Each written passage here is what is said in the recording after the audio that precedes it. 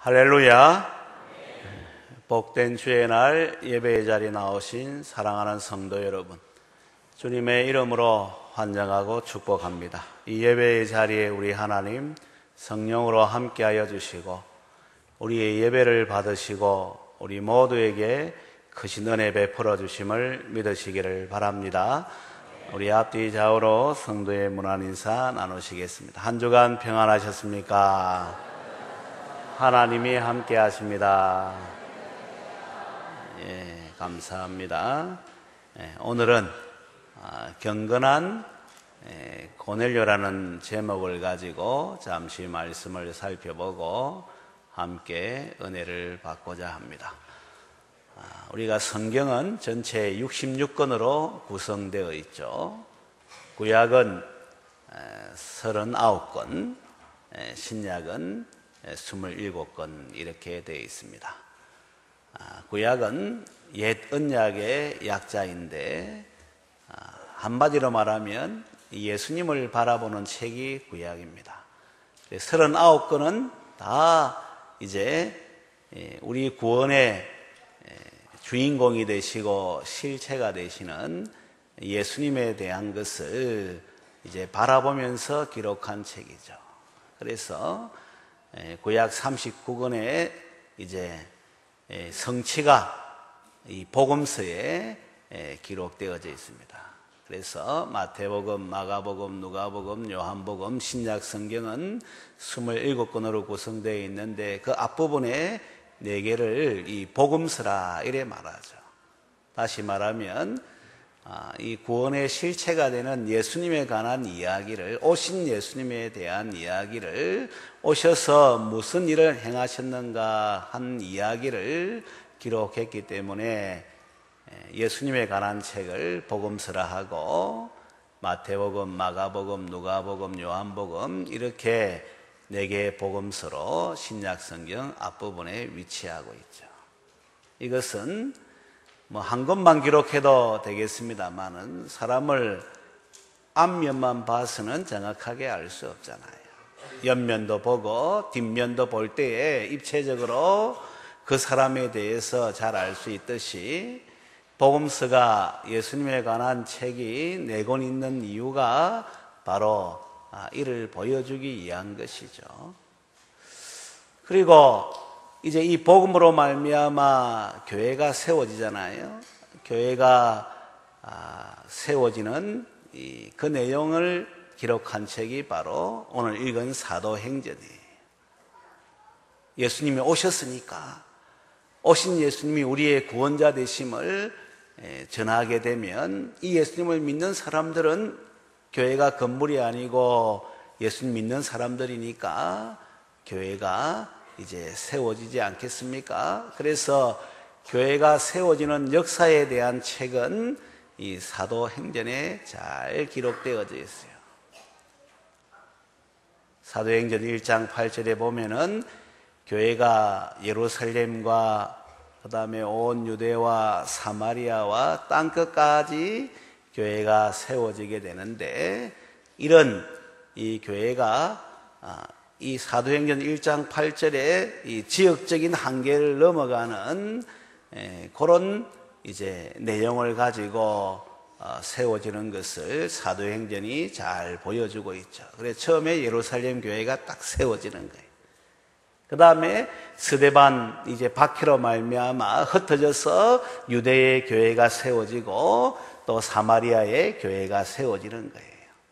그리고 땅끝 이제 사마리아를 넘어서 교회가 세워지는데 그 분기점이 오늘 읽은 사도행전 10장에 나오는 고넬료에게 복음이 증거되어 가지고 이 이달리아 부대의 백부장이라는 이 고넬료가 예수님을 믿게 되는, 그래서 구원을 받게 되고 성령으로 충만하게 되어서 교회가 되는 이 내용이 이제 기록이 되어져 있죠. 그래서 이제 고넬료를 기점으로 해서 또 안디옥에도 또 에베소에도 막 이제 교회가 이제 세워져서 오늘 우리나라에까지 교회가 세워지고 주님 오시는 그날까지 교회가 세워지는 역사가 있게 되는 거예요. 그래서 사도행전은 28장으로 되어 있지만 28장으로 끝나는 것이 아니고 계속해서 29장, 30장, 31장 주님 오시는 그날까지 이제 세워진다는 것을 우리에게 보여주고 있죠. 그래서 어느 교회는 그 교회의 이제 존재 목적을 Acts 29 이래 적어놨어요. Acts는 사도행전의 영어명이거든요. 이 29은 29장이라는 이런 뜻이에요.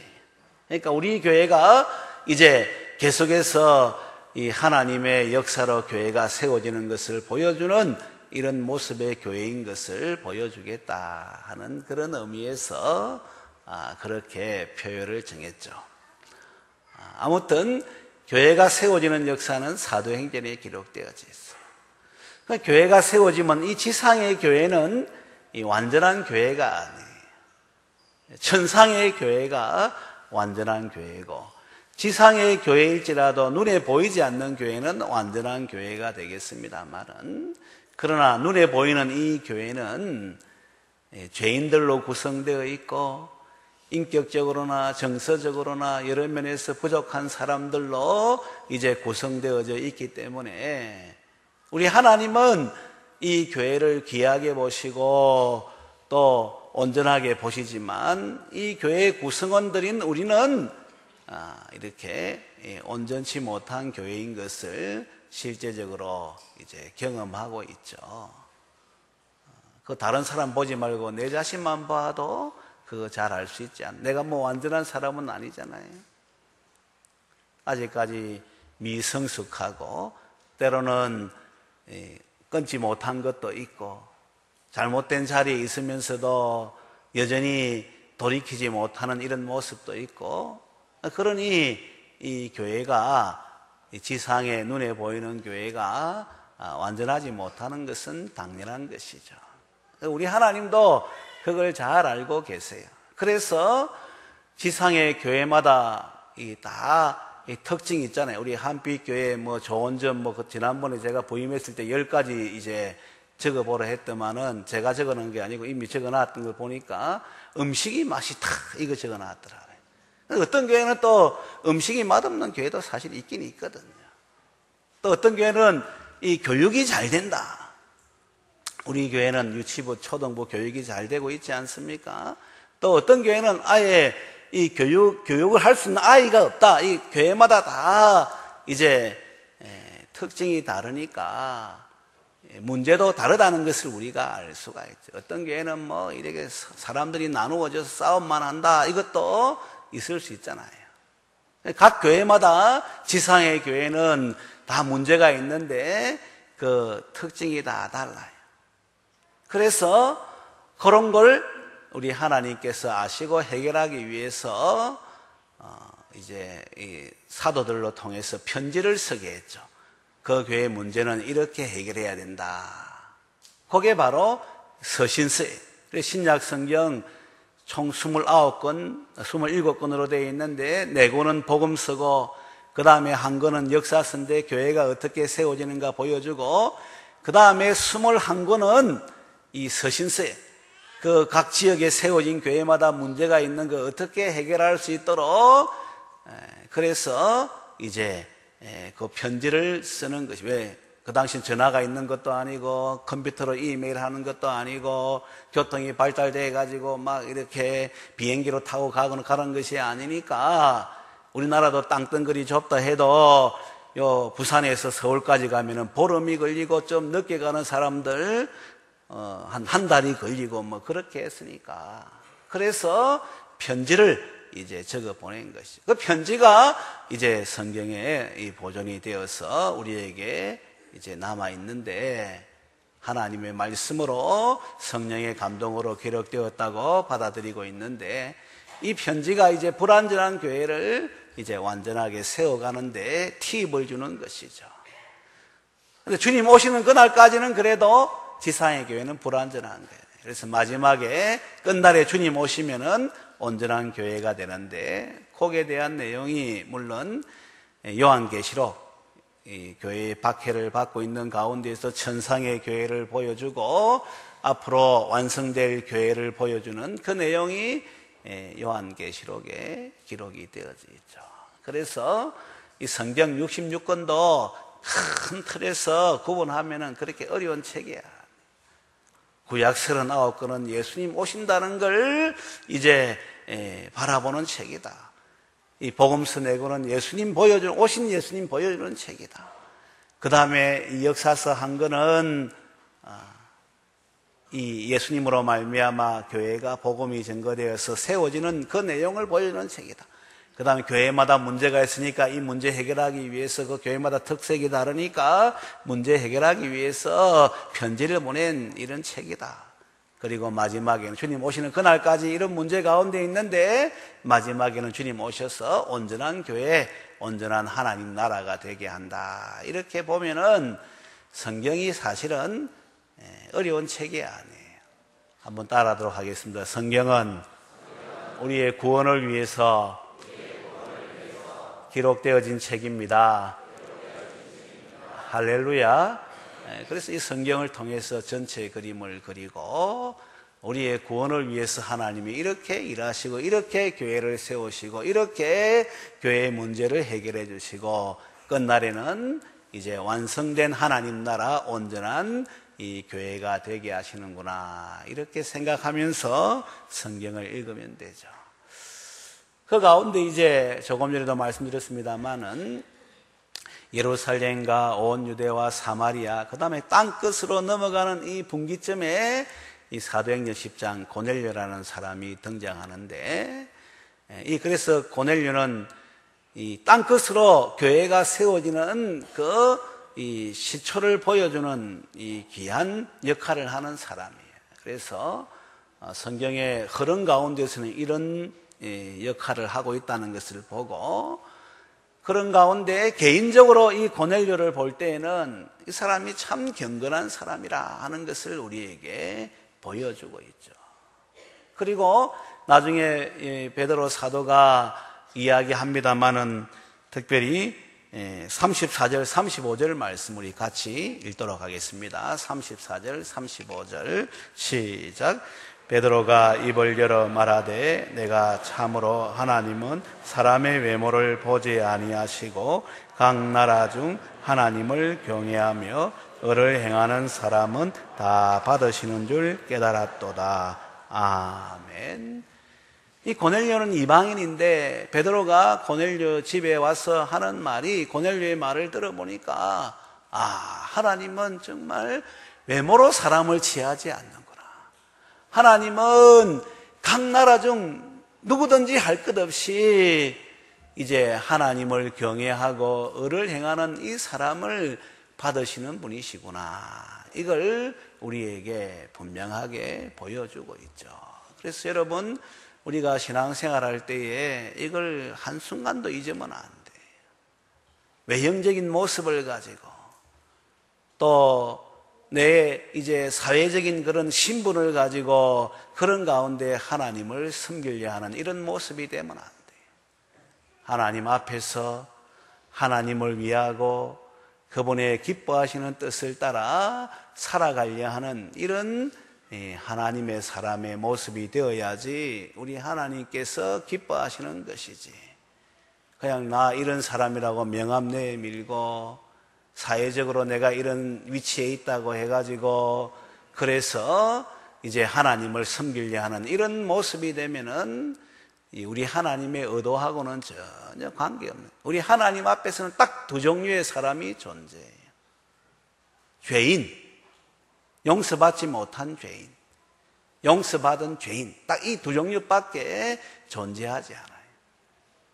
용서받지 못한 죄인은 하나님 앞에 두려워서 설 수가 없고, 용서받은 죄인은 감격하고 감사해서 더 이제 이 하나님을 높일 수밖에 없는 이런 모습인 것이지, 하나님의 집인 하나님의 교회, 또 하나님이 어떤 분인지를 알면서도 내 명함 자랑하고 내 가진 것 자랑하고 그런 가운데 내 공로 자랑하고 이런 사람 되면은 오늘 읽은 말씀을 가지고 이야기한 그 사람은 경건한 사람이야. 그런데 이 고넬료는 경건한 사람이라 이렇게 기록하고 있죠. 기회가 시간이 많으면은 이 로마 이 제국이 세워지는데 이 백부장들이 얼마나 중요한 역할을 했는지, 또 이 성경에 나오는 백부장들은 한결같이 다 이 경건한 사람이라는 것을 보여주고 있는 이런 모습들 좀 이야기하고 싶습니다만은 이런 시간이었기 때문에 이거는 지나가는 거예요.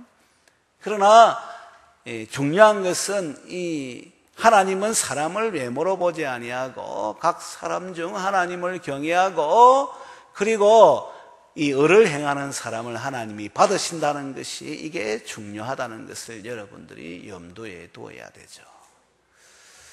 경건은 우리 하나님 닮아가는 사람인데 이 경건의 모습을 오늘 특별히 31절 말씀 보세요. 31절 또 같이 읽도록 하겠습니다. 시작. 말하되 고넬료야, 하나님이 내 기도를 들으시고 내 구제를 기억하셨으니. 아멘. 우리 한 번 더 앞에 나가서 10장 2절 말씀도 우리 한번 같이 읽도록 하겠습니다. 우리 자녀들이 있지만 배울 거는 배우고 또 그렇게 해야 돼요. 우리 아이들이 조금 떠들어도 여러분 신경 쓰지 마시고 이 말씀에 집중하고 예배에 집중하시기를 바랍니다. 10장 2절 같이 읽겠습니다. 시작. 그가 경건하여 온 지방과 더불어 하나님을 경외하며 백성을 많이 구제하고 하나님께 항상 기도하더니. 아멘. 이 경건은 외형적인 모습이 아닌데 고넬료의 경건을 오늘 이제 이 성경에서 뭐라 말하는가 하면 백성을 많이 구제하고 하나님께 항상 기도하더니. 다시 말하면 경건의 모습은 기도하고 구제하는 것으로 나타난다는 것을 우리에게 보여주고 있죠. 기도는 내면적인 모습이 하나님 앞에서 자신의 모습을 돌아보는 게 그게 기도가 되겠다. 하나님을 의지하고 하나님을 의식하고 하나님을 우선순위에 세우는 것이 바로 기도하죠. 근데 그 하나님의 뜻은 뭔가 하면 이 온 세상 사람들이 다 구원받는 것이고 하나님의 은혜를 입는 것이니까 이 하나님을 의식하고 하나님 앞에 기도하는 사람은 그 뜻을 알기 때문에 다른 사람들을 존귀하게 여길 수밖에 없어요. 자기 스스로도 하나님 앞에서의 바른 삶을 살 수밖에 없을 뿐만 아니라 다른 사람들을 섬기는 사람, 다른 사람들을 세우는 사람, 다른 사람들 잘 되기를 위해서 역할하는 사람으로 이제 반응할 수밖에 없는 거예요. 그래서 성경은 분명하게 말해요. 고넬료는 경건한 사람인데 자기만 경건한 게 아니라 자기 집안 식구들도 경건하고 자기가 영향력을 끼치는 부하들 또 식솔들도 경건하고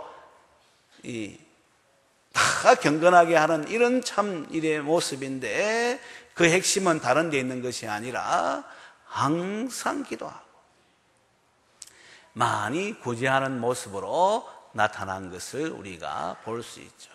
그래서 성경을 읽어보니까 이걸 하나님께서 기억하셨다는 거예요. 그래서 천사를 보내고 지금 베드로를 보내는 거예요. 왜 보내느냐? 경건하다고 해서 그렇다고 해서 구원받는 게 아니에요. 구원은 한번 따라하도록 하겠습니다. 예수님을 믿어야지 구원받습니다. 할렐루야. 우리의 죄 문제를 십자가에서 해결하신 주님, 우리의 이제 살 길을 다시 살아나심으로 보여주시는 주님, 그래서 하늘과 땅의 모든 권세를 가지신 이 산자와 죽은 자의 심판자 되시는 예수님을 믿어야지 구원을 받는 것이지, 내가 뭔가를 해서 기도 많이 한다고 구원받는 게 아니고, 또 이제 구제 많이 한다고 해서 구원받는 게 아니에요. 예수님을 믿어야지 구원을 받는데, 이 고넬료가 이방인이지만 그래도 하나님을 의식하고 기도하고 이제 구제하는 경건한 사람인데 뭐가 부족하냐? 예수님을 알지 못하는 거예요. 그래서 하나님이 천사를 보내어서 베드로라는 사람을 청해라. 그리고 베드로가 와서 이 구원 얻을 이 말씀을 전하는 것이죠. 그래서 이 고넬료가 이제 복음의 말씀을 듣고 성령을 받고 구원에 이르게 되는데, 그 말씀도 우리 44절, 45절 나와 있지는 않습니다만은 같이 읽도록 하겠습니다. 시작. 베드로가 이 말을 할 때에 성령이 말씀 듣는 모든 사람에게 내려오시니 베드로와 함께 온 할례 받은 신자들이 이방인들에게도 성령 부어주심으로 말미암아 놀라니. 아멘. 또 우리 한 번 더 넘어가 11장 14절부터 18절까지 11장 14절부터 18절 이런 말씀에서 은혜를 받으세요. 같이 읽겠습니다. 시작. 그가 너와 내 온 집이 구원받을 말씀을 내게 이르리라 함을 보았다 하거늘 내가 말을 시작할 때에 성령이 그들에게 임하시기를 처음 우리에게 하신 것과 같이 하는지라. 내가 주의 말씀에 요한은 물로 세례를 베풀었으나 너희는 성령으로 세례를 받으리라 하신 것이 생각났노라. 그런즉 하나님이 우리가 주 예수 그리스도를 믿을 때에 주신 것과 같은 선물을 그들에게 주셨으니 내가 누구이기에 하나님을 능히 맡겠느냐 하더라.